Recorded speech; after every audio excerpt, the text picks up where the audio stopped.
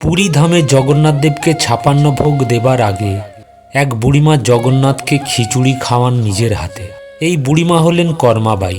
কর্মাবাই জগন্নাথকে নিজের ছেলের মতো মনে করতেন, তাই সকালে উঠেই খিচুড়ি রান্না করতেন আর ভগবান জগন্নাথকে ডাকতেন আর বলতেন, উঠে পড়ো বাছা, খিদে পেয়েছে তো, নাও তোমার জন্য খাবার এনেছি।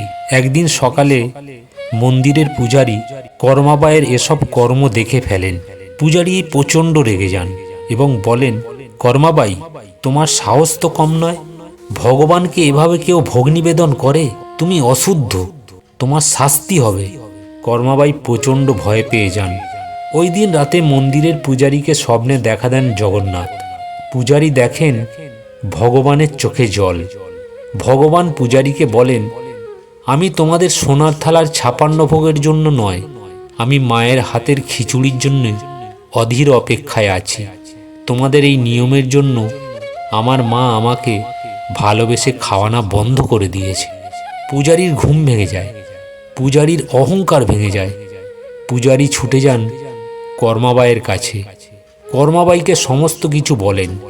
তারপর কর্মাবাই পরদিন সকাল থেকে আবার নিজের ছেলের মতো করে ভগবান জগন্নাথকে খিচুড়ি ভোগ রান্না করে খাওয়ান। তাই আজও ৫৬ ভোগ দেওয়ার আগে ভগবানকে খিচুড়ি ভোগ নিবেদন করা হয়। ভগবান নিয়মকে নয়, ভক্তিকেই প্রেম বলে মনে করেন। তাই কমেন্টে লিখুন, জয় জগন্নাথ দেবের জয়। এরকম ইন্টারেস্টিং ভিডিও পাওয়ার জন্য আমার চ্যানেলটিকে সাবস্ক্রাইব করুন।